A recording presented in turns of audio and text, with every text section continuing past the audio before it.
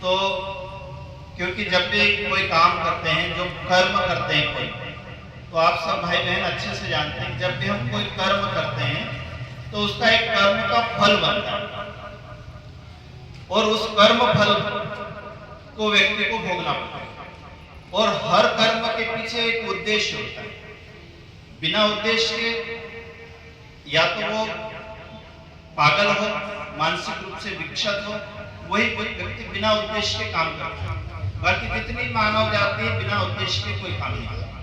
तो भाई बहनों, ये जो ज्योति कलश जिसकी हम बात कर रहे हैं, आज ये हम लोग घूम रहे हैं, जो योजनाएं हैं, कुछ योजनाएं ऐसी होती हैं जिनको हमको ऐसा लगता है कि इसको हम कर रहे हैं, परंतु इसको कराने वाली सत्ता कोई और रहती है। इस योजना को बनाने वाली कोई रहती है, उसको क्रियान्वित करने वाली कोई रहती है और सामने बैठे हम कोई होते हैं। आप लोगों को ऐसा लग रहा है कि हमारे भाई साहब गंधवाली से मोहन जी पाटीदार आए हैं, हम लोग आए हैं और कुछ भाई आए हैं, 2 भाई रथ लेके आए हैं। तो सामान्यतः लोगों की मानसिकता क्या होती है, जो आजकल चलते रहते हैं, रथ आते हैं, गली मोहल्ले में घूमते हैं, फिर साहब कुछ अनाज दे दो, हैं, फिर कुछ रुपया पैसा दे दो और ऐसी मीठी मीठी बातें करके अबेर के झोले झंडे लेके चले जाते हैं। तो हम आपको सबसे पहले स्पष्ट कर दें कि ना हम कोई चंदा मांगने आए हैं, ना कोई आपसे अनाज लेने आए हैं और ना कोई आपको हमेशा हम आपको आके यहाँ बताने आएंगे। ये जो योजना है ये 100 साल पहले बनी थी। जब तक यहाँ जितने भाई बहन बैठे हैं सशरीर, इसमें से आपका हमारा किसी का जन्म नहीं हुआ, उसके पहले से ये योजना 20 जनवरी 1926 की शुभ ब्रह्म मुहूर्त में रात्रि के 4 बजे ये योजना आगरा आवलखेड़ा, उत्तर प्रदेश में एक जगह है आवलखेड़ा, वहां पर सुबह ब्रह्म मुहूर्त में ये 4 बजे योजना बनी। योजना कैसी बनी? एक 12 साल का बच्चा अपने गुरु के निर्देश, इसमें कितने भाई बहनों के गुरु हैं नहीं है मुझे नहीं पता, पर गुरु नहीं हो तो गुरु बनाना चाहिए। बिना गुरु के व्यक्ति निगुरा कहलाता। बिना गुरु के व्यक्ति को इस जीवन से मुक्ति प्राप्त है। गुरु की एक बोध कथा आती है, सत्य घटना है, आप लोगों में शायद बहुत सारों ने सुनी हो, नहीं सुनी मुझे नहीं पता है। फिर हम मूलभूत उद्देश्य पे आए। कहते हैं कि जंगल में गौ माता चल रही थी। उस दिन विगत 2 दिनों से शेर को भोजन नहीं मिला। अनायास शेर की नजर एक बड़ी सी गाय पर पड़ गई। उसने देखा तो उसने कहा, साहब आज 2 दिन से भले खाना नहीं मिला हो, पर आज बहुत ज्यादा मेहनत किए बिना भी अपने को पर्याप्त भोजन मिल जाएगा। मोटी सी गाय है और गाय को भी थोड़ा सा आहट हुई तो उसको लगा कि कोई मुझे देख रहा है। जैसे ही गाय को आहट लगी तो वहां से वो भागने लगी। शेर ने सोचा कितना भागेगी, उसने थोड़ा सा टाइम लिया और दौड़ा।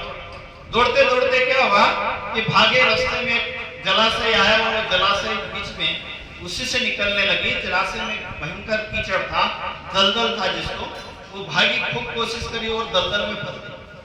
शेर ने सोचा अब तो ये भाग सकती नहीं।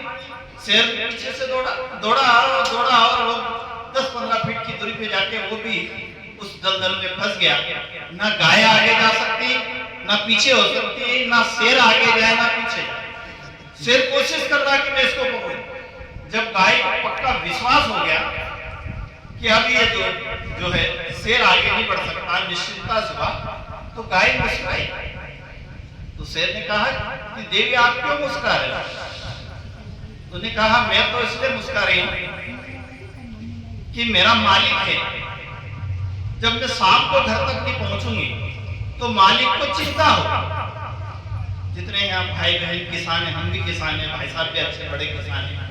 हमारा कोई पालतू पशु यदि शाम को हमारे खूंटे तक नहीं आएगा, वो दुधारू हो कि नहीं, वो तो दूध देने वाली थी और गो माता हम मानते हैं, उसमें 33 कोटि देव देवताओं का वास है। गो के दूध में अमृत होता है, उसके दर्शन मात्र से व्यक्ति के प्रश्न हो जाते हैं। चिंता हुई तो बोले उनको चिंता होगी, मुझे ढूंढते आएंगे। तो बोले आपका भी कोई मालिक है?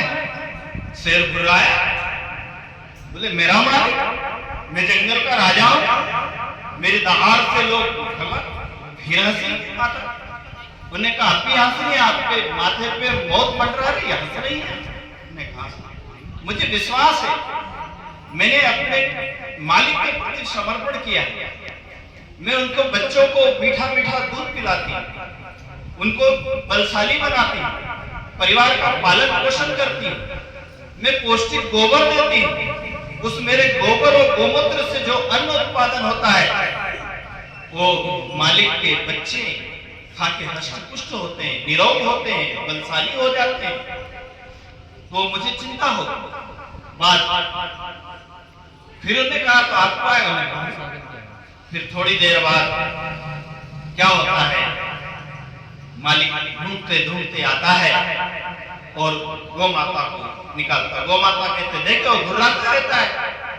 बोले साहब ये मेरे मालिक नहीं, ये मेरे गुरु हैं, मैंने इनका समर्पण कर दिया है और आप अपने आप को दहाड़ते रहे हो। मैं मालिक हूं, मैं राजा हूं, मैं धनशाली हूं, मैं नेता हूं, मैं बड़ा हूं, मुझे ज्ञान है, मुझे सब आता है। बस इसी अहंकार आपके प्राण चले गए। भाई और बहनों, उनका गुरु नहीं होने से, उनका सहारा नहीं होने से, भले कितना भी बलशाली हो, वो शेर तड़प तड़प के हुए काटता।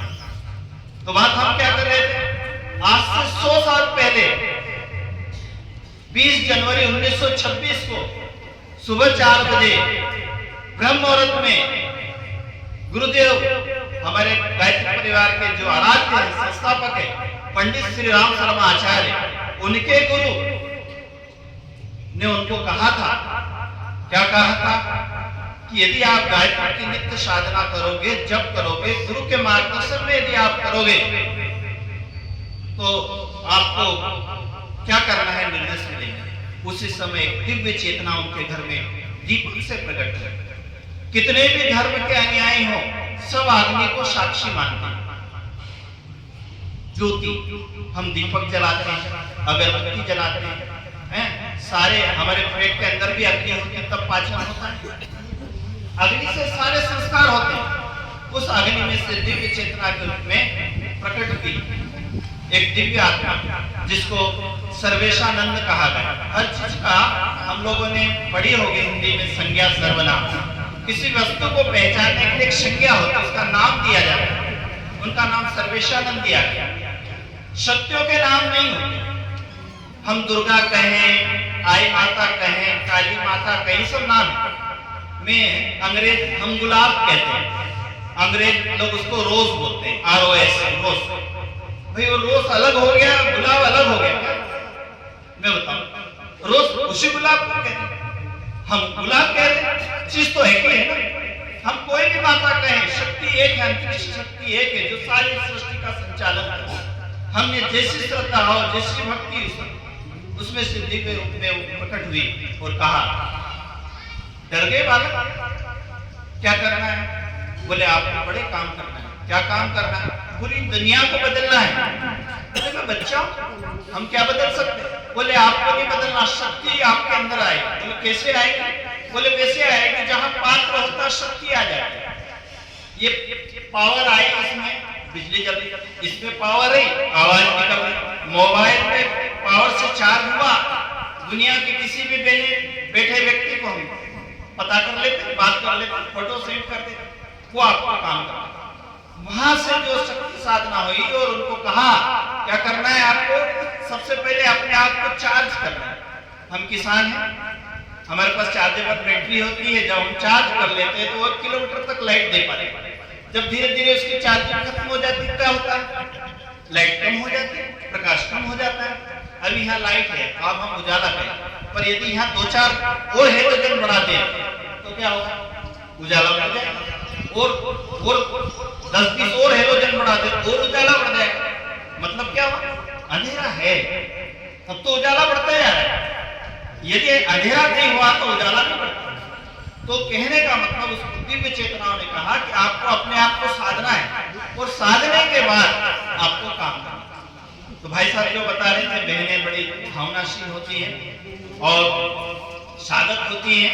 हमारे भाइयों से सबसे ज्यादा तपस्वी हमारी बहनें होती हैं, उनके तप इन नारी शक्ति उनके तप के बराबर किसी का तप नहीं। सुबह ब्रह्म मुहूर्त में सबसे पहले उठती है, सबसे बाद में सोती है। भाई साहब हम लोग क्या करते हैं, हाँ पानी गर्म हुआ, चाय हुई, सब हमको बिस्तर पे, खाना हुआ, हो गया, दाएं बाएं लेट हो गए, गड़बड़ हो जाता है। तो उनको गुरु चेतना ने आदेश दिया कब 1926 में। तो बहनों भाइयों वो 2026 उसको आने में लगभग मेरे ख्याल से 110-111 दिन है मेरे ख्याल से कैलकुलेशन कर। सितंबर लगभग अक्टूबर, नवंबर, दिसंबर और 20 जनवरी 110-111 दिन। उस 100 वर्ष पहले जो दीपक जलाया था भाइयों बहनों, वही दीपक यहाँ चला है। अब हम सभी जानते हैं, शास्त्र पढ़ते हैं, शास्त्र में उल्लेख आता है कि यदि कोई दीपक 12 वर्ष तक अखंड जला गया, यदि आपको साधना करना हो, बाबू जी की उम्र है, यदि इनमें बहने या कोई किसी को किसी मंत्र को सिद्ध करना हो तो आप कर सकते हैं। शास्त्रों का उल्लेख है, यदि अपने घर में किसी दीपक को 12 वर्ष तक अखंड अंत यदि आपने जला दिया तो आपके घर में दिव्य ज्योति प्रकट हो जाएगी। और वो दिव्य ज्योति कि जो भी दर्शन करेगा उसके पाप नष्ट हो जाएंगे, उनके प्रारब्धों का शमन हो जाएगा और वो दिव्य लोक को जाएगा। ऐसा शास्त्र है भाइयों बहनों। ये अखंड अग्नि विगत 100 वर्षों से चल रही है। उसी अखंड अग्नि के प्रचार प्रसार के लिए बताने के लिए, क्यों साहब आपने कोई ठेकेदारी ले रखी, भाई साहब ठेकेदारी, आप कोई उसके एजेंट है क्या साहब? नहीं, तो फिर आप क्यों कर रहे हैं? हम लोग एक कहानी सुनाते, कथा सुनाते हैं, वो भी लोक कथा है, शायद आप लोगों ने सुनी हो नहीं सुनी मुझे पता नहीं। कहते किसी जमाने में अकाल पड़ गया, पशु पक्षी मरने लगे, पानी की दिक्कत हो गई, परेशान होने लगे, तो मीटिंग बुलाई। हमारे गांव में कोई समस्या हो जाए, मोहल्ले में कोई समस्या हो जाए, समाज में कोई दिक्कत हो जाए, तो समाज के जो प्रबुद्ध वर्ग है, जो बुद्धिमान है, जो बहनें हैं, उनका फर्ज बनता है, उनका दायित्व बनता है कि समाज की समस्याओं में न्याय।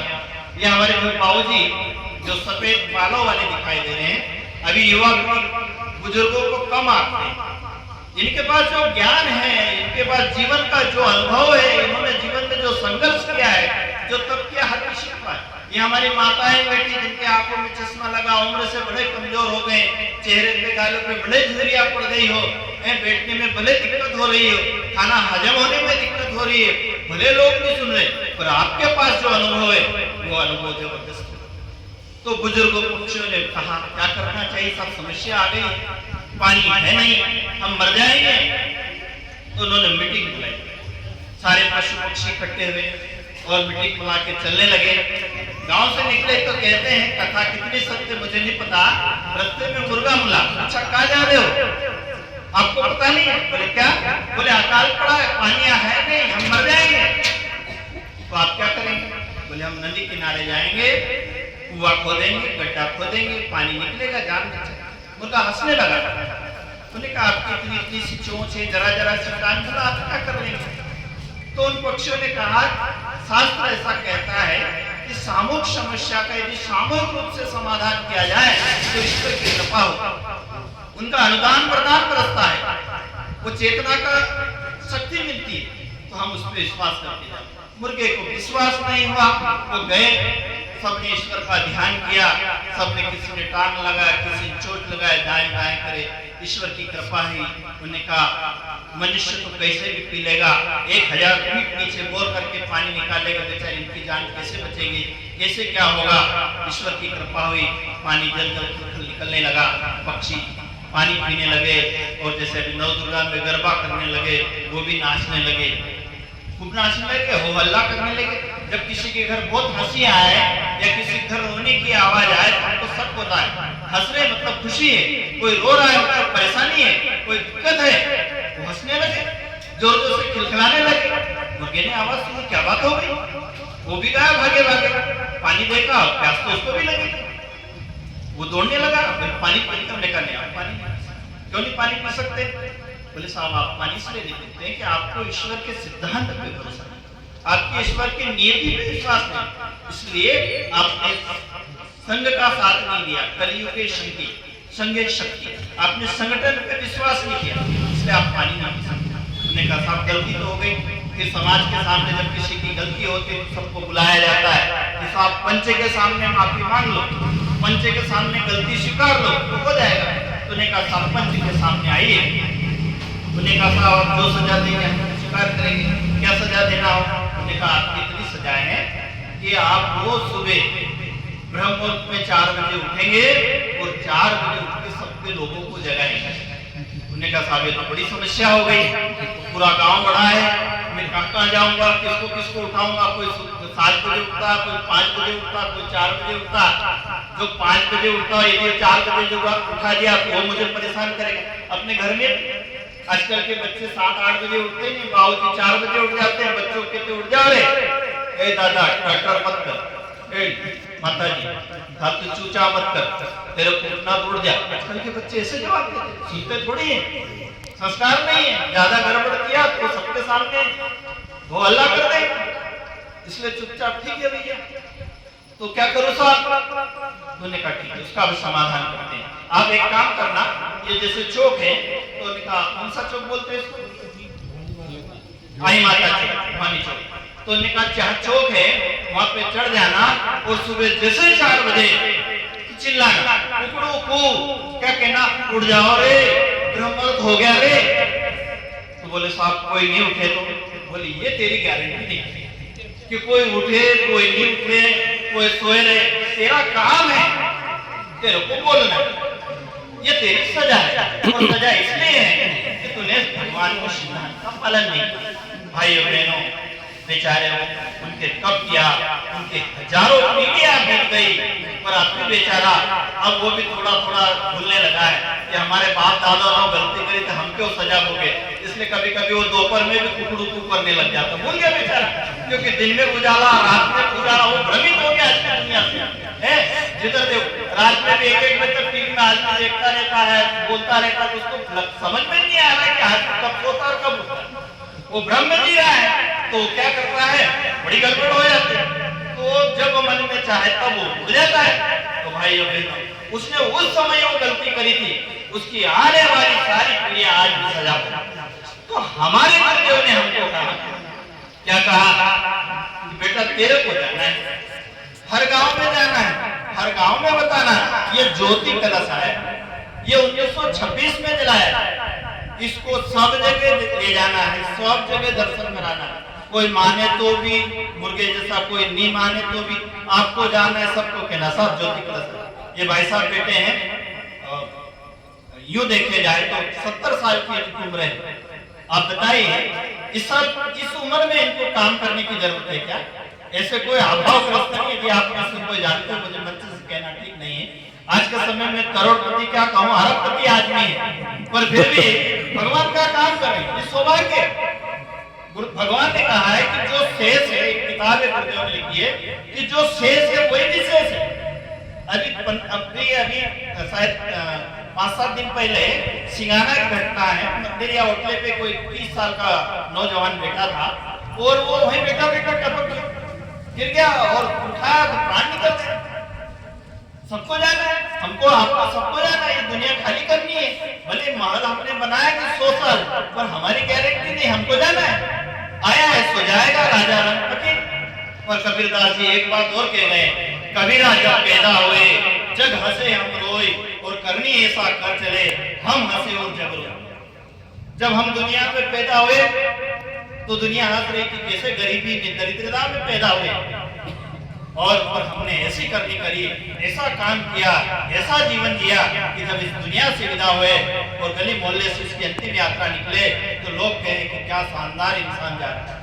मैंने देखा इस गांव के 3-4 लोगों को जानता हूँ, ये पिपली गांव की मिट्टी में कुछ तो चमत्कार है। मैं कुछ नाम गिनाऊंगा, आप कैसे लेते मुझे नहीं पता। एक हमारे पंडित जी सामने बैठे हैं, ये हमारे धार जिले